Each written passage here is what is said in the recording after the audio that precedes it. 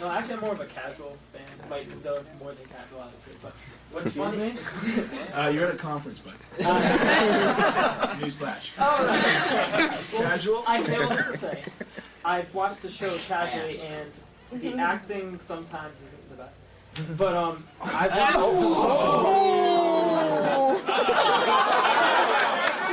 let me make my point. I wasn't finished. Oscar? Listen, the show in general, Power Rangers. Despite the acting. Despite the acting. No. I watch the show, and sometimes you watch it and you're just like, okay, this really is for kids. Your show, watching your show, was like such a treat to watch because it's like you guys are insanely good. You're a sharp crew. You see the intelligence in your characters and like the actors behind the characters. So I was just like, this is a great group. So I guess my question is, what are you guys know if you're still involved with Power Rangers? Are you guys gonna have like a team up with the Mystic Force? It's in a conversation right now. Okay, and what projects are you guys doing after?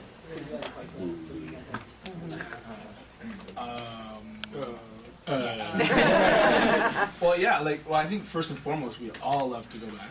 Like I said, we were even when conferences, she lives in Toronto and LA, and I see Matt sometimes, and Brandon's in Vancouver and all over the world, but when every chance we get a chance to get together, it's like, oh man, especially this guy, let's have a reunion episode. Let's make a movie. Let's make a SWAT movie or something. I think the joy of just coming together again and working with, all of us, I think, at one point said that any other project I ever work on from this point on will never, I don't think will be fun, but just the family and the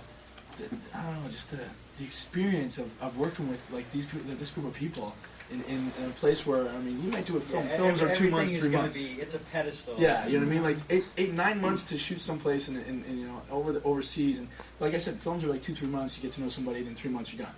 9 months to take something like this, it's up there. And any other project I work on is gonna be like, well, man, on Power Rangers though, we had this going on, and this isn't fun. I'm not having fun here. Get Bruce down here. Camaraderie. Greg and I went in with the intention, and it's been my belief always writing for a younger genre type of show, that you never write down the kids, that we write to levels that anybody would watch and understand, and I believe kids will elevate and understand it and actually be more attracted to something like that. And we went down there, and a nameless director basically said, why bother, it's just Power Rangers. And we went nuts. Well, and that's the way we went were absolutely too. nuts. Yeah. We demanded that, you know what, they're not going to work for us then, because we want somebody who gives everything they have for this. I don't care what project it is or who we're doing it for, and I demanded it of each one of them. And we demanded it of ourselves and of each other. It's like, anything I do, I'm going to do the best I can do. Yeah. It doesn't matter what it is. It doesn't matter acting or putting on my shoes or whatever. I'm going to tie them good. You know?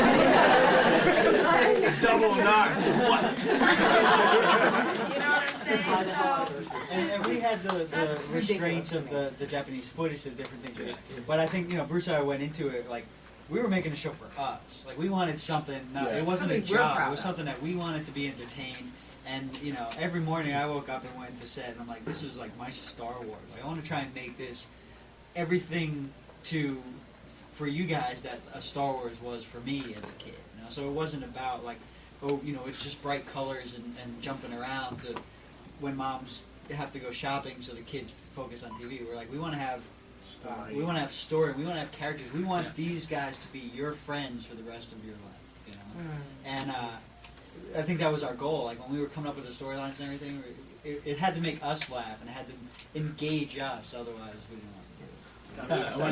I wanted to say thank you too for your comment. The fact that you separated our show, said it was really a joy to watch or whatnot. I think going back to Monica's comment too, when she's like we were working, it wasn't just like when we got to set, it wasn't like okay, it's time to go to work. What's my line?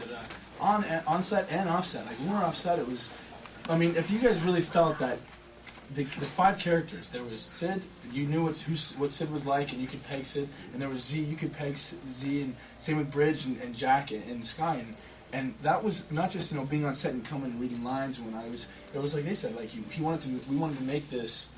you know, like Bruce sat us down, had a chat with us. We sat with Greg, and we talked. And it was like, you know, we want this Power Rangers to be.